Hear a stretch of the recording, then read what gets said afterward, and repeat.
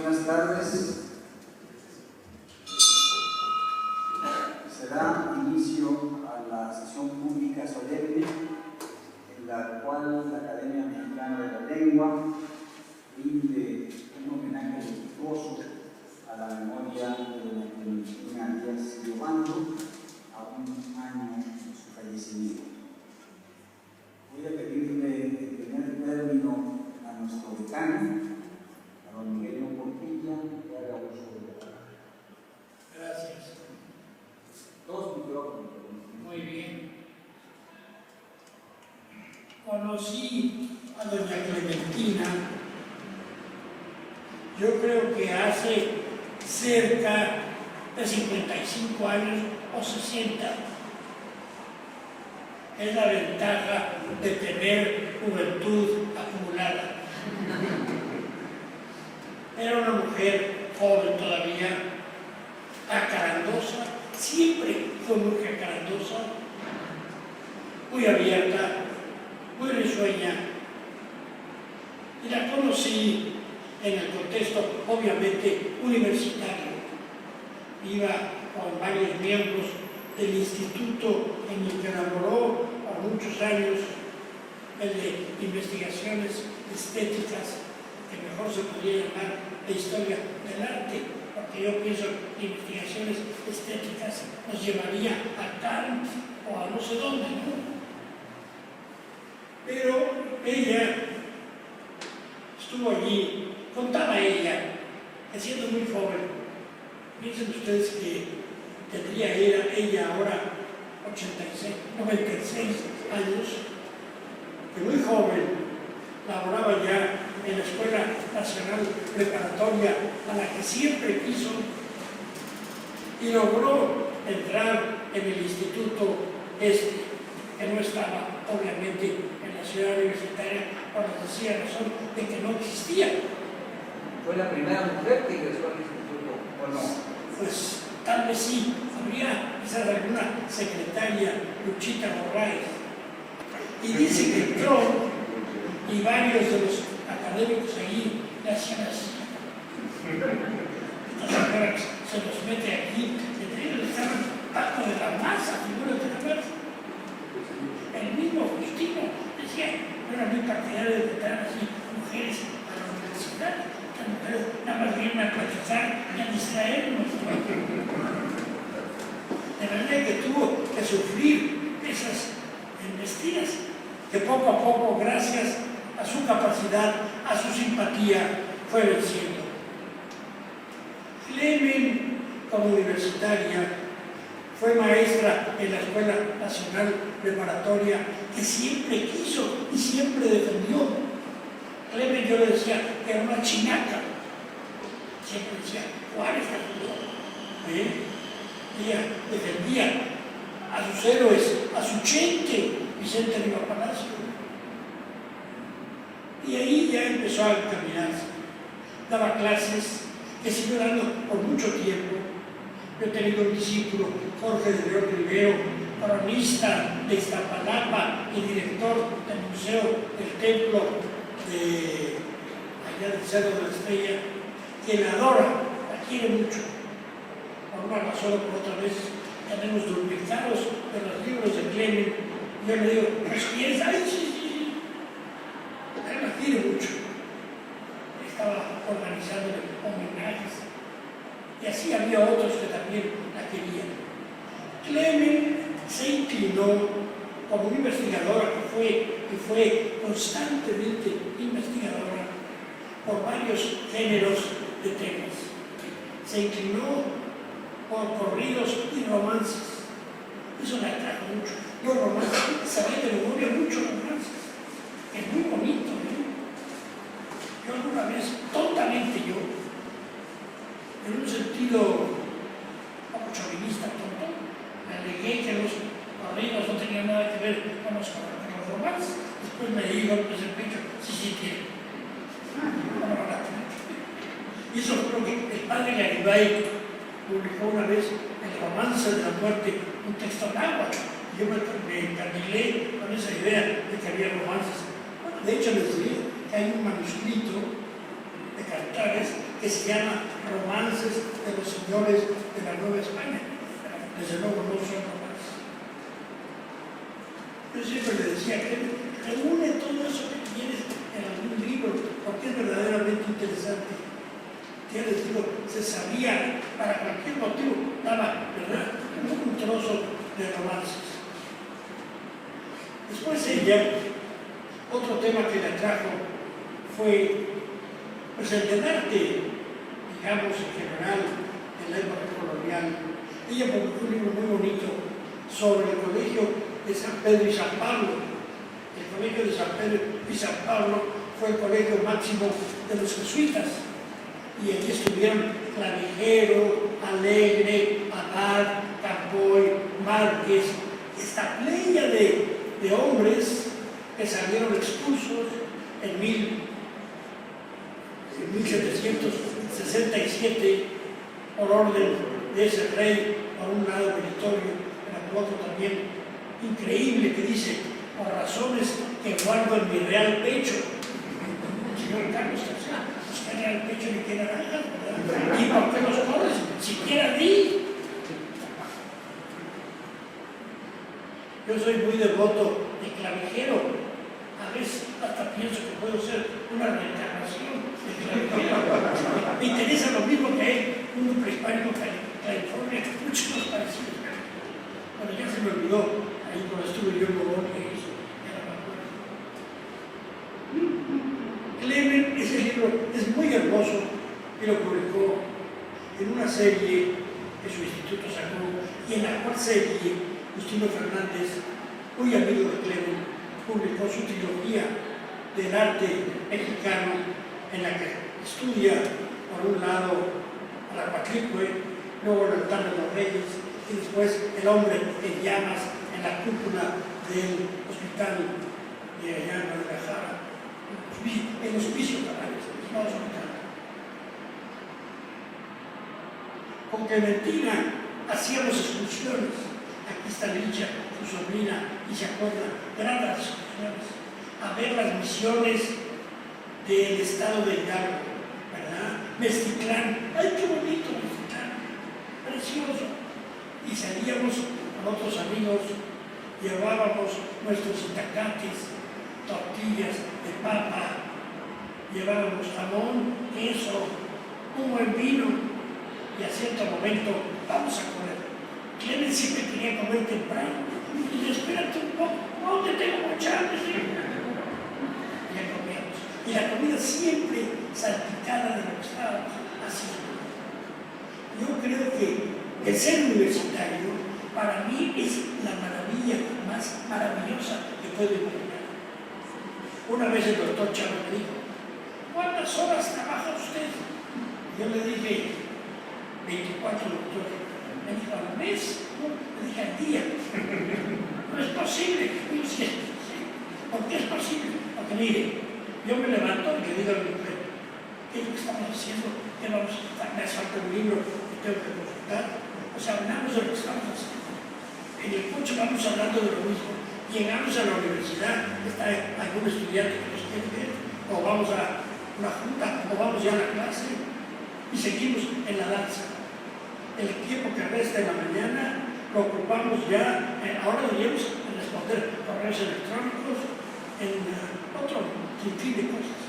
Regresamos a la casa, a la hora de la comida, seguimos hablando de lo mismo. Gente que se me presentó, el doctor Rousseau, y dijimos, vamos a discutir tal o cual cosa. Luego yo me he hecho mi siesta sagrada, y seguramente mis neuronas hacen y siguen orando para que me anime yo. Ya me despierto, bajo otra vez a trabajar, luego ya subo con Anita, vemos juntos la televisión, la comentamos y nos acostamos y otra vez las neuronas. Las 24 horas, cuando dije eso, el doctor Charlie, bueno, es una manera de pensar. Clement era de esas, era una maravilla, su conversación. Yo de veras he hecho de menos muchísimo. Los tres que estamos hablando de ella hoy, que son Vicente y Diego y yo, fuimos muy amigos de ella. Pero yo me parecía de haber sido más tiempo, mucho más tiempo, por las razones que dije, la edad, la juventud acumulada. Con Clementina compartí muchas horas en la Academia Mexicana de la Lengua. Compartí muchas horas en la Junta de Gobierno. Fuimos elegidos como gemelos en la misma sesión. Que debo decir, ni siquiera me preguntaron si yo quería o no quería ser miembro de la Junta. De repente me enteré y ya me había elegido. Con el doctor Héctor Félix Zamudio formamos una especie de troika invencible, pero siempre para causas buenas y justas, o por lo menos que nos parecían tales. Clemen, muy prudente, siempre muy prudente, siempre muy respetada, siempre procuraba asistir, como nos decía a veces Justino Fernández, hay que asistir siempre para que cuando materialmente ya no podamos, ese día no lo hagamos. Y siempre procuramos, cosa que tratamos de hacer en la academia también, para que cuando faltemos es porque materialmente no podíamos atenderlo. En la Junta duramos mucho, como 12 años, o sea que tuvimos esta permanencia y tuvimos ocasión de elegir rectores al doctor Soberón, al doctor Rivero Serrano, a Jorge Carpizo, fíjense, a 3, mucho. Yo estaba en España y entonces me llaman, que va a haber elección de rector. Ya vine. Yo a veces me tocó con Clemen recorrer facultades e institutos para sentarnos como profesores a que nos vinieran a decir qué pensaran de los candidatos. Ser miembro de la Junta de Gobierno es una gran responsabilidad, es un grandísimo honor y es una posibilidad de enterarse, si se quiere fugazmente, de cómo es la universidad. Porque llegan las delegaciones a pensar esto y lo otro, se dan cuenta cuando vienen algunos, perdón, como monos amaestrados, que les han molestado lo que tienen que decir. Y naturalmente que esos pobres pues no son muy bien oídos. Con Clemen compartí también la presencia en la Academia de la Lengua y en la de la Historia. En las dos academias cuenta entre las primeras mujeres que estuvo. Ella fue de hecho la primerísima mujer en la Junta de Gobierno. Ella abrió brecha. Era muy respetada. ¿Por qué era respetada? Bueno, por su respaldo académico, por su prudencia, por su gracia, por su simpatía, por su tolerancia. Hasta allí podría ser mucho más de Clemen en la universidad, respetada pues por todos los rectores con los que convivimos. Yo por lo menos conviví desde don Luis Garrido para acá, o sea, bastantes, 11 o algo así. Para algunos que ya nos tuteábamos, era una especie de rigor, ¿verdad? Porque nos vamos a tutear, ¿verdad? Que puede ser decana del profesorado universitario. Claro, decanísima. Si se vale hacer un superlativo de esta palabra. Como amiga nos veíamos con Chavita, con Licha, su sobrina, hicimos algunos viajes juntos, si no todo el tiempo, buena parte a España, por ejemplo, a otros países también. Ellas me fueron a visitar para cumplir 50 años. Estaba dando yo un curso en la Universidad de Arizona y vinieron y tuvieron una buena suerte porque en aquella época no había tantas matrículas de correos electrónicos ni nada de eso. Y entonces compraron unos boletos para unos helicópteros que bajaban al río Colorado. Y la oficina de esta empresa se quemó. Y entonces los boletos les salieron gratis, porque nunca les cargaron de sus tarjetas de crédito. Hoy día sería imposible porque hay una cantidad de trabazones ya que no se pueden escapar. ¿Verdad que así fue? Viajamos juntos, digo, con Clemen, la amistad llegó a tal grado. No tuvimos otra cosa. Cuento dos cosas más y termino porque no quiero pasar. En una ocasión ella sala ya mayor, con un médico, un odontólogo norteamericano, Joe, decía mi Joecito, que fue muy feliz con él, se querían mucho, él era muy simpático, muy simpático. Y en esa ocasión, con doña Clement, tuvimos la oportunidad de recorrer varios lugares juntos, también con Joe. A partir de entonces, sobre todo cuando ya enviudó, nuestra relación fue más estrecha. Sin embargo, cuando ella enviudó, tuvo un problema muy serio. Resulta que dos hermanos del dicho Joe postularon que la herencia que le dejaba a ella se la debía haber dejado a ellos, y no sé en qué términos jurídicos la demandaron. Y lo cual no fue solamente la demandaron, consiguieron orden de aprehensión mientras estuviera en el DF. Imagínense ustedes, era doña Clement detrás de las rejas con una herencia. ¡Qué locura, verdad! Entonces, Chanita y yo le dijimos, vete a nuestra casa de Cuernavaca, vete, te refugias, estás en sagrado. Y ahí estuvo con nosotros algunos meses. Realmente fue una convivencia pues ya más estrecha, no es posible. Yo llegaba de la universidad con noticias frescas, aunque seguimos viviendo en Cuernavaca, pero estábamos también con un pie en Cuernavaca. ¿Qué otra cosa? La última. Teníamos un vicio en común, un vicio no del todo horrible. La verdad que hay vicios que nos gustaba un producto etílico nacional magnífico. Este producto etílico nacional viene de un pueblo que se llama Huixquilucan. Si yo ahora reconozco, discuto con los escoceses, y yo creo que a lo mejor realmente es de Huixquilucan, algún escocés.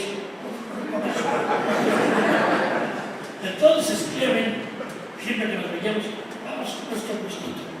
Y cuando no nos veíamos, hablaba por teléfono, así como a las 2:30, poco después, ya de regreso de la UNAM. Y se abra la gloria. Abrir la gloria era echarse a su trío. Pues esa fue Clement. De manera que cuando murió, para nosotros ha sido pues una pérdida muy grande. La muerte de un amigo, de una amiga, es como parte de la muerte de uno mismo. Aunque ese lenguaje que tenía yo con ella, porque la amistad, la convivencia muy cercana con la mujer, con la gente, discípulo, lo que sea, desarrolla un cierto lenguaje, ¿no es así? Con palabras que yo no me fío tal palabra. Por ejemplo, si yo decía con ella, Huixquilucan ipso facto, revelaba una gran cantidad de experiencias. Cosa que si me digo a otro, me dirá, ¿qué se trae con Huixquilucan? Y eso ya lo perdí.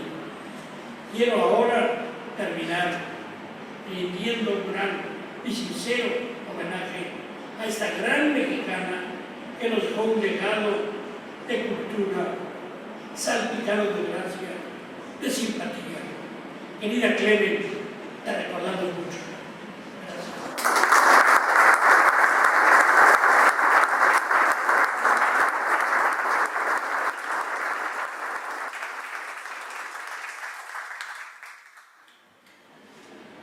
Queridos amigos, como ustedes ven, don Miguel Portilla acaba de acuñar un superlativo con el calificativo, el sustantivo mejor, decano.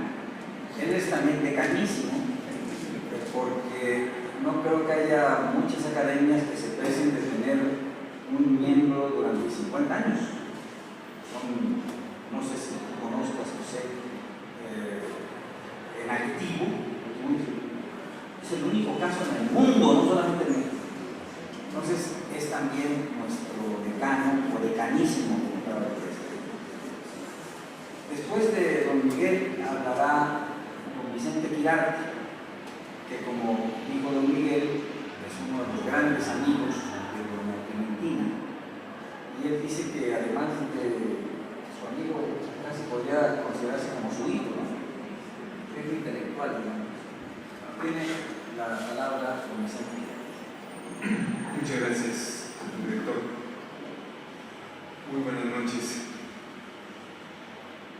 Este texto al que voy a dar lectura lleva por título Clementina y sus fantasmas, o el gabinete de la doctora Díaz y de Obando. La acción da inicio un día de este 2013 en la puerta marcada con el número 147 de la calle de Hidalgo, en Coyoacán, donde llegan dos caballeros casi al mismo tiempo. Son Ignacio Manuel Altamirano y Vicente Rivapalacio.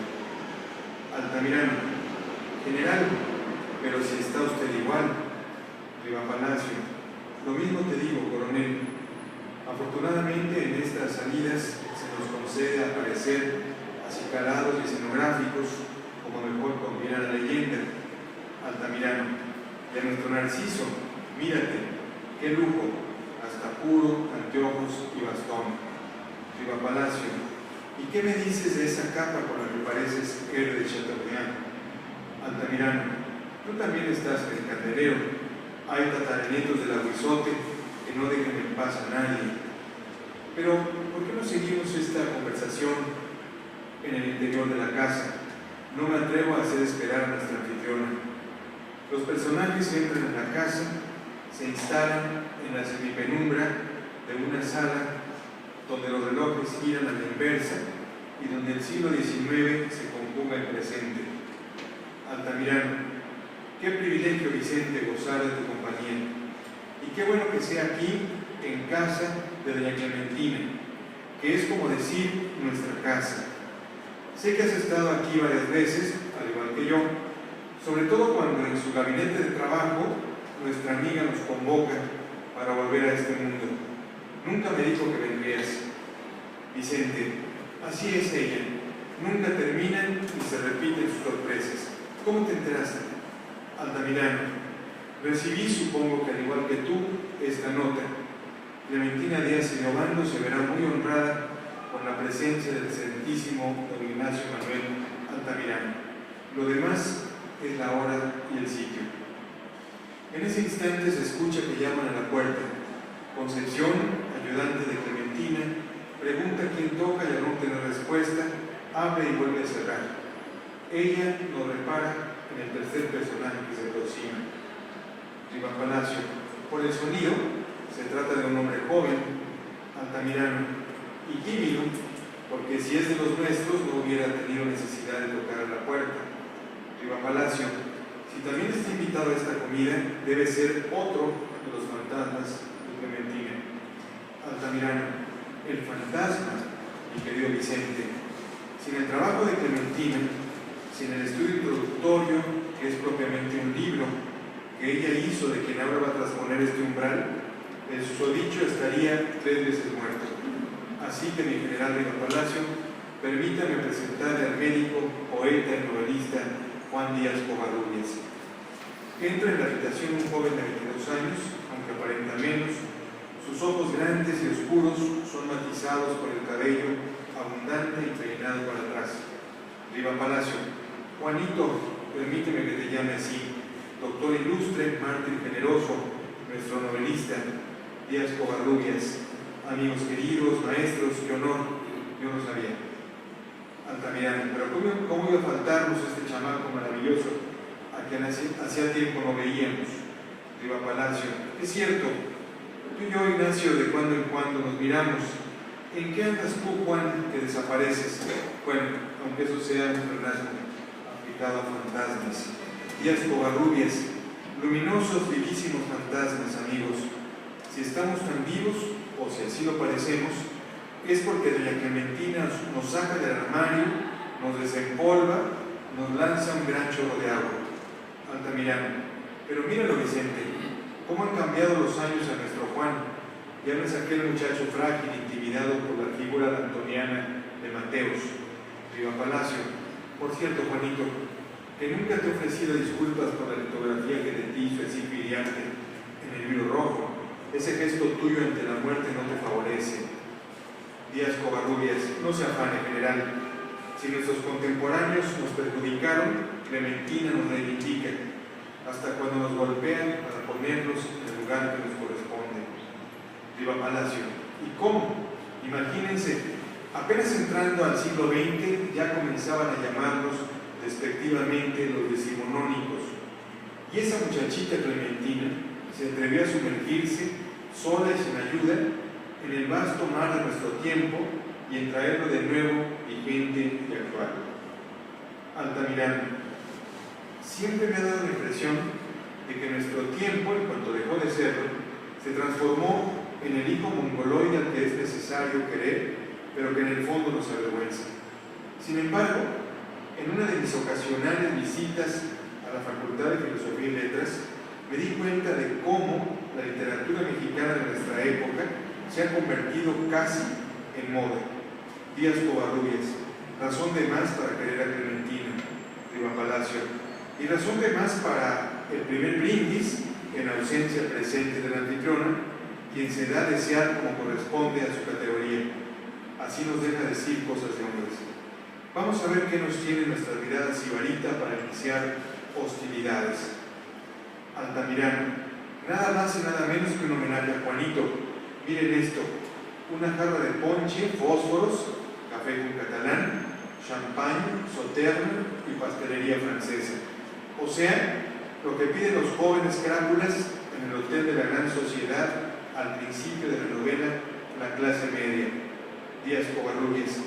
Y seguramente el café de esos fósforos será homenaje al café michoacano que usted saboreó, general, mientras escribía de un tirón las estrofas del adiós a mamá Carlota. Riva Palacio. Que así sea, Juan. Y a todo esto, ¿por qué nos hablas de usted? Somos casi de la misma edad. Bueno, yo el más viejo, porque nací en 1832, tú Ignacio en el 34, y tú, Juanito Díaz Covarrubias, en 37, mi general. Efectivamente, usted me llevaba en vida apenas 5 años, pero como nos toca desempeñar aquí un papel como usted, al igual que el maestro Altamirano, llegó a desarrollarse completamente, déjeme también serle fiel a mi leyenda. Aunque hayamos sido de la misma generación, no me siento ahora cómodo si lo tuteo. Riva Palacio. Como prefieras, Juan, con tal de que no me obligues a decirte doctor. Altamirano. A Juan no le importa. Como a la flamante doctora Clementina Díaz Obando, no le importa que le digamos Clemen. Díaz Covarrubias. Por supuesto que no me importa, amigos. Finalmente el Tigre Márquez me impidió hacer cosas que hubiera querido. Lo que el maestro Altamirano dice de nuestra primera generación romántica es absolutamente cierto. Riva Palacio. Hiciste lo que debías, Juan. Y fue doña Clemen, en 1959, en el primer centenario de tu muerte, quien te dio tu lugar en nuestra historia, que es como decir en nuestras letras. Díaz Covarrubias. Para fortuna de nuestro tiempo, Clementina supo encontrar el modo para convencer a los vigecémicos de que no somos tan aburridos. Incluso se da el lujo de valerse de un lenguaje coloquial que no resta solidez ni rigor a sus afirmaciones. Altamirano. Lo mismo hace en su tesis doctoral, dedicada a los ceros del general Riva Palacio. Antes de entrar de lleno al tema, hace uno de los mejores retratos de la ciudad. Qué abundancia de información, qué habilidad para elaborar y narrar. Y ya que estamos en esto, ¿qué opinas, Vicente, sobre el prólogo a la antología que preparó en la biblioteca del estudiante universitario? Riva Palacio. Está mal que sea yo quien lo diga, pero es el ejemplo de lo que debe ser un prólogo dirigido a un público general. Sencillo pero no fácil, directo pero cargado de intensidad, con datos que no abrumen, sino tracen casi visiblemente las coordenadas que determinan el tiempo y el espacio de un hombre. Altamirano. ¿Cómo no recordar aquel trabajo sobre los cafés del siglo XIX? Esos espacios que eran al mismo tiempo bibliotecas públicas, trincheras políticas, refugio de poetastros. En Clementina el impulso personal se transforma en cosecha colectiva. En memoria de su marido, el odontólogo Joseph Berg, se da la tarea de recopilar información periódica sobre los afanes y los días de esos verdugos refinados pero imprescindibles. El resultado es otro volumen, así de grueso, titulado Odontología y Publicidad. Riva Palacio. ¿Qué es Clementina Díaz Obando? Díaz Covarrubias. Para entenderlo en general hay que ser un poco como nosotros. Al intentar definirlo a usted, no le alcanza una sola palabra y escribe: inquieto abogado, general, poeta, prosista, satírico, crítico literario, novelista, cuentista, historiador, político, diplomático. Teníamos que hacerlo todo, escribiendo sobre la silla de montar o en el escritorio burocrático o entre debate y debate del Congreso. Riva Palacio. Es cierto, Clementina puede hacer un libro a partir de un suceso en apariencia insignificante. Levanta puentes entre las más diversas disciplinas, es sabrosa para contar y ejerce la ciencia de la imaginación. Altamirano. El buen juez por su casa empieza. Echen un vistazo a su alrededor por si alguna duda cupiera. ¿Cómo no nos va a traer a esta casa si parece que no nos hemos ido? Uno sube al estudio y ahí encuentra, en primeras ediciones, a los viejos y siempre jóvenes amigos. Estos bodegones del comedor nos perturban todos los sentidos, y los cuadros, la vajilla adecuadamente rigurosa, los colores de nuestra tierra y nuestro aire, la comida, esos soberbios tacos de chilorio, umbral obligado de los banquetes clementinos. Díaz Covarrubias. Tacos que por otra parte ninguno de ustedes había conocido, porque no fueron de los inmaculados que siguieron a Juárez por el norte. Riva Palacio. Suéltalo un poco, ya que no lo dejan en paz las reformas constitucionales. Díaz Covarrubias. Caballeros, me parece que es el tiempo de interrumpir esta conversación, pues nuestra anfitriona está llegando.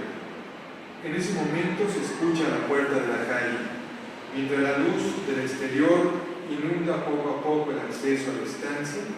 Los tres personajes se incorporan y permanecen estáticos. Paulatinamente, mientras los pasos desde Clementina Díaz y de Obando se hacen más definidos, la sala se envuelve en la penumbra.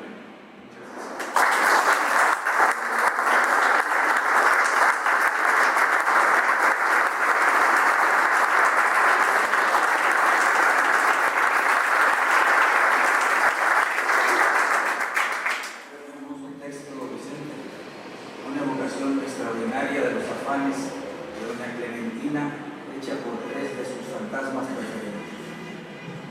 Hablará ahora don Diego Valadez, también gran amigo de doña Tina.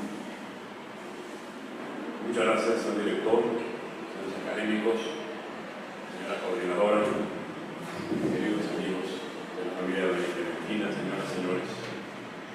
Un homenaje como el que ofrecemos a doña Clementina Díaz y de Obando se explica por años de intensa labor en la universidad y en esta academia, de cuidadosa investigación y de reflexión histórica, así como la amorosa entrega a la corporación de la que formó parte durante casi 30 años y que hoy le rinde un reconocimiento más. Fueron décadas de compañerismo generoso, de amistad fraterna, de lección inolvidable. Clementina Díaz y de Obando fue uno de los más claros ejemplos del ser universitario. Su vida completa estuvo dedicada a enriquecer la cultura mexicana, recuperándola y recreándola para nosotros y mostrándola con elegancia en el exterior. Más de un centenar de ensayos aparecidos en México, en los Estados Unidos, en Europa, dan prueba de su dedicación, y a ellos se suman numerosos libros tocan episodios centrales de nuestra vida pequeña.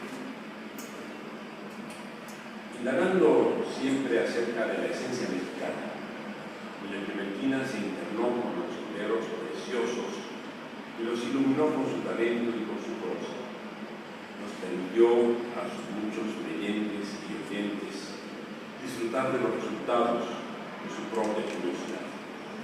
Así, unas veces nos asomamos a la ciudad de México durante el Segundo Imperio, otras recorremos las calles de Plateros o de Palma, o visitamos la exposición de las casas industriales en Guadalajara.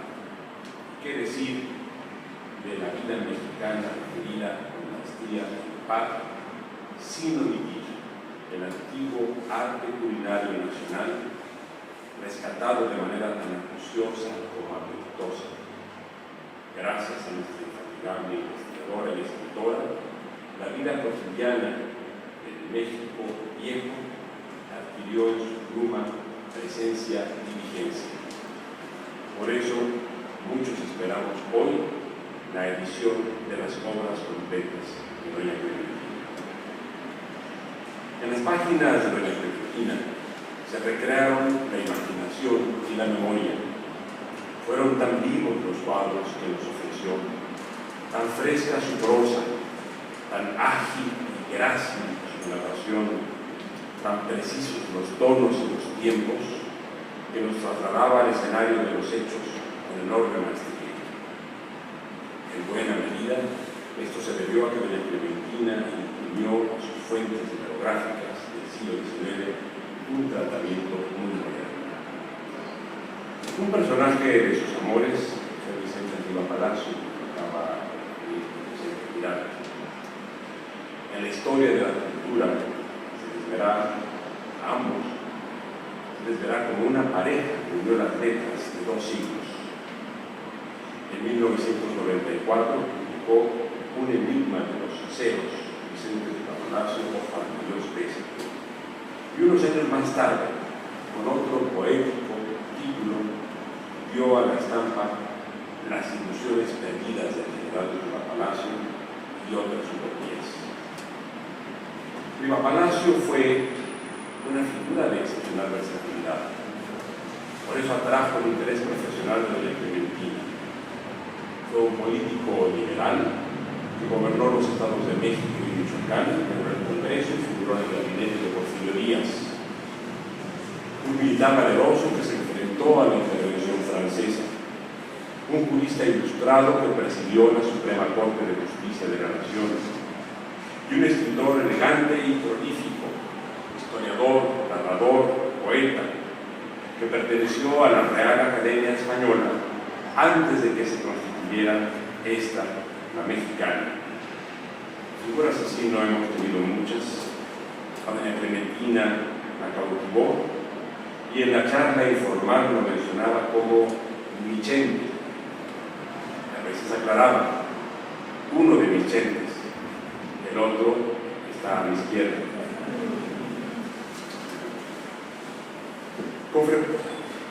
En una ocasión, para orientar mi propio criterio, le inquirí por su novela favorita en el extenso repertorio de Riva Palacio. Esperé que coincidiríamos en Martín Garatuza, pero no. La suya era Monja y Casada, Virgen y Mártir. Para persuadirme, me obsequió una hermosa edición ilustrada, producida en los talleres del Mundo en 1900. Le di la razón. A más de un siglo de su primera edición, sigue siendo una lectura atractiva con un desarrollo convincente. Defiende la dignidad de la mujer, exhibe los excesos del poder civil sometido al de la Inquisición, se asoma a las pasiones como cualquier novela romántica, pero a la vez abundan las peculiaridades de la vida cotidiana colonial, incluida la estratificación social. Sea por la afinidad de mi admirada Clementina con Riva Palacio, sea por la identificación con los temas que aborda y porque en sus novelas están presentes el abogado y el historiador, que no pierde oportunidad para denunciar los ultrajes inquisitoriales a la dignidad y a la libertad de las personas. Riva Palacio es también uno de mis favoritos, como autor y como personaje. Sus novelas son vigorosos alegatos en pro de la laicidad. Habría que darlas a leer a los jóvenes de secundaria y de preparatoria, ahora que nuevos embates confesionales amenazan las que se creyeron firmes bases del Estado secular mexicano. Otra obra de doña Clementina, Las ilusiones perdidas del general Riva Palacio, podría ser de lectura preceptiva para quienes dudan de México o para quienes quieren creer en México pero no saben cómo.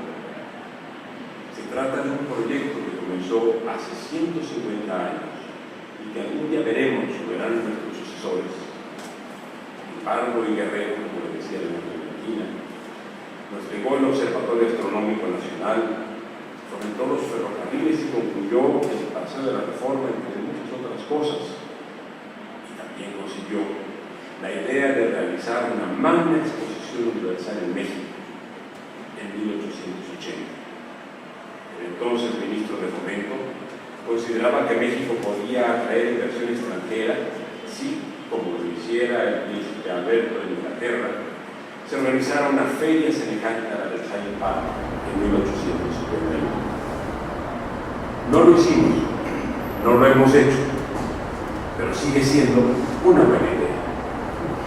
Por eso hay que tener presente esta luminosa obra de doña Clementina y las no menos certeras palabras de don José Pascual Rousseau cuando alude a, cito textualmente, las ilusiones perdidas pero nunca olvidadas de Riva Palacio por llevar al país a la felicidad y al progreso. El libro póstumo de doña Clementina es un gran tributo al México literario y humano del siglo XIX. En sus escenarios gastronómicos, banquetes y convites en 1810 y 1910, está presente la alta calidad de su prosa, escrita con el intenso amor por nuestra cultura que habita en toda su obra. Le implicó un esfuerzo físico mayúsculo porque sus manos doloridas se resistían a cortar la pluma. Triunfaron la voluntad y la inteligencia, y además de las hermosas páginas que nos dejó, cuidó que la tipografía y la iconografía correspondieran a lo que nos quería ofrecer: un último banquete. Escenarios gastronómicos, banquetes y convites no es el último convite de doña Clementina. Es apenas uno más de los que nos reserva para el tiempo que vivamos, porque siempre ocurriremos al recuerdo de su cariño y su conmovedor amor por México y por la universidad, y nos orientará a la recreación cultural de un país que ella supo ver como nadie antes lo hizo, para regalárnoslo en cada una de sus amenas e ilustrativas obras. Gracias a doña Clementina, cuya modestia ya no ofendemos con nuestra admiración, un lector del siglo XXI puede internarse en el México pasado. Doña Clementina se entregó a la tarea de rescatar el ayer nuestro. Fue una gran traductora de los tiempos. Su formidable cultura, alimentada por la lectura cotidiana, fatigable y inevitable, le permitió ver lo que a otros se oculta. Con ella podemos entrar a espacios poco visitados y sabernos bien acompañados y mejor guiados. Oírla también era una experiencia fascinante. Ingenio, sagacidad, buen decir, hacían que su palabra transmitiera emociones, conocimientos, opiniones, afectos, con la precisión de quien maneja el idioma con destreza. Y es que doña Clementina tenía amor por la palabra. De allí que la cultivara con esmero y que sin duda debiera esconder. Pero doña Clementina no fue solo una protagonista de la cultura mexicana, fue además un fascinante ser humano. Cálida en sus afectos, firme en sus convicciones, nuestra Clementina tuvo un compromiso mayor con la vida, el de hacerla grata, para sí y para los demás. Doña Clementina dominó el arte mayor de la amistad, profesó devoción por la amistad, entendida a la manera clásica como condición de la felicidad y como culminación de la ética. Por doña Clementina habla su ser entero. Hablaba con su voz timbrada por la intensidad de su carácter comunicativo. Hablaba su mano a través de una bien pulida pluma. Hablaba su mirada inteligente y escrutadora, que alternaba ironía con dulzura, y hablaba su corazón, siempre generoso. Hoy, Clementina Díaz y Tobaldo recibe un homenaje que es apenas modesta reciprocidad frente a lo que de ella recibimos sus sus amigos, sus colegas, sus admiradores, sus discípulos, un ejemplo de rectitud, de dignidad y de hermosura humana. Concluyo mis palabras con las que fueron sus primeras expresiones literarias. Llegaron a mis manos gracias a la ayuda de su sobrina querida, de mi amiga querida, Elisa García Barragán. A los 8 años de edad, la pequeña Clementina festejó el cumpleaños de su padre obsequiándole un delicado folio ornado con grecas de inspiración mexicana, un florero de barro con 4 rosas y una dulce dedicatoria. Muchas felicidades a mi querido papá. A continuación, expresaba así su cariño infantil. Aquí está, habrá para todos los amigos. Leo, repito, 8 años. Soy chiquita y aunque sea amarte no encuentro frases en mi expresión para mostrarte como quisiera los sentimientos del corazón. No sé qué haría para que vieras que el pecho late de amor por ti, que aunque pequeña te amo de veras porque tú me amas también a mí. Ricos presentes no son obsequios que estén al alcance de tu placer. Sonoros versos, tiernas estrofas, no es cosa fácil de entender. ¿Qué haré yo entonces para mostrarte mi afecto puro, mi amor sin fin? ¿Qué podría darte que no te ofenda, yo pobre niña, que nada soy? Los pensamientos que la externa, los que sugiere filial candor, sirvan de oferta sencilla y tierna de la que en un beso demanda amor. Esto escribía a los 8 años. En este poema infantil aparece ya la sensibilidad literaria que la acompañaría en su fructífera y hermosa vida. Si dejó de hacer poesía, excepto algunos corridos inéditos, optó en cambio por vivir poéticamente. Entendió, como Thomas Mann, que la lengua es un ingrediente de la alegría de vivir. Entendió, como Horacio, que la palabra dura más que el bronce y quien escribe nunca muere del todo. Clementina Díaz y Teobaldo protagonizó la alegría de vivir en el saber y en el querer. Descifró muchas claves de nuestro pasado y nos llevó para seguir construyendo el futuro, su credo en la amistad, en la rectitud de las conductas, en la cultura y en la grandeza del país que le dio.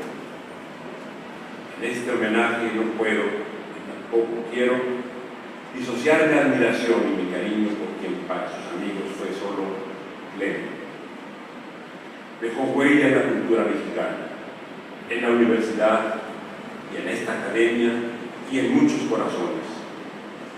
El recuerdo de su cariño es perenne y su obra seguirá ahí, viva siempre, esperando a los lectores del mañana que quieran acercarse al México del ayer.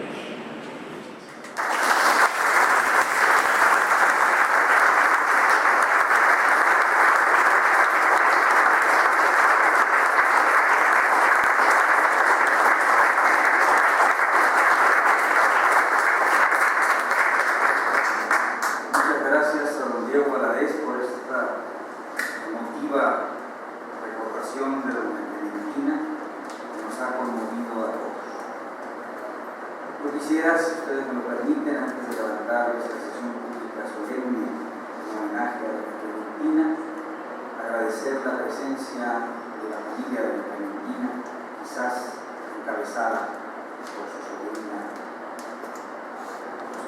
Elisa preferida, amada, Elisa García Barragán. La presencia de todos ustedes y sobre todo la presencia con la representación del señor rector que deseo acompañarnos ahora, del doctor Senado, de la coordinadora de unidades de la UNAM, la doctora Estela Pérez. Antes de levantar la sesión, quisiera también decirles a ustedes lo siguiente. Diego habló de la posibilidad de editar la obra completa de Don Martín. Es una empresa mayúscula, porque cada uno de los trabajos que ella hizo abarcaba muchos volúmenes. Como un mínimo homenaje, la Academia Mexicana publicará este año una serie de textos suyos sobre el siglo XIX. Vamos a recoger estos trabajos y los vamos a dar a conocer. Muchísimas gracias a todos ustedes. Se levanta la sesión.